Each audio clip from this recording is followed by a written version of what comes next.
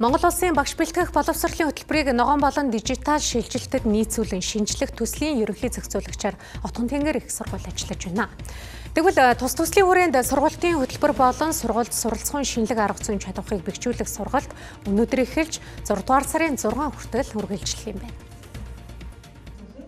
Төслийн үр дүнд Европын багшийн боловсролын бодлого, сургалтын шинэ арга аргачлалаас суралцаж, багшийн мэргэжлийн тасралтгүй хөгжлийн шилдэг туршлагыг Монголд нотгшуулна. Мөн Монгол Улсын боловсролын их сургууль нь улсын хэмжээнд багш бэлтгэдэг хамгийн том сургууль.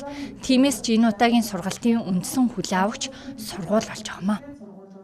Бид бол бакалаврын болон магистрийн нийт 9 хөтөлбөрүүдийг шинээр энэ ур чадваруудыг шинжилж байна. За мөн энэ шинжилгэд ингэж оролцохоос гадна манай багш нарын гол үүрэг бол энэ шинжилгээг хэрхэн нэвтрүүлэх арга зүйд бусад ихтэй сургуулиудын багш нарт хамтран суралцах тэр үндсэн гол шалгуурыг боловсруулах ийм ажлуудыг бол мөбис мандайлан хийж байна.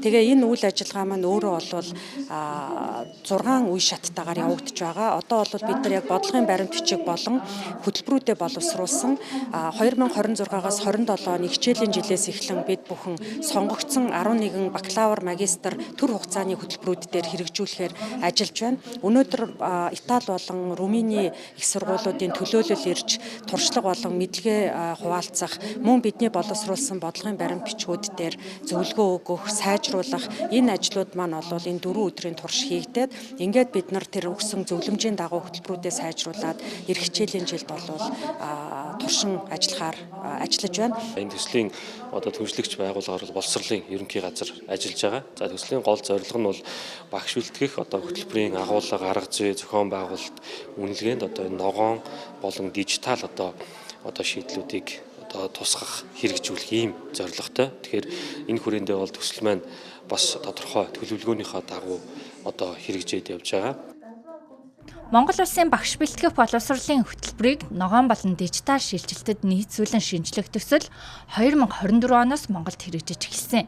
2027 оны 12 дугаар сар хүртэл 3 жилийн хугацаанд хэрэгжинэ.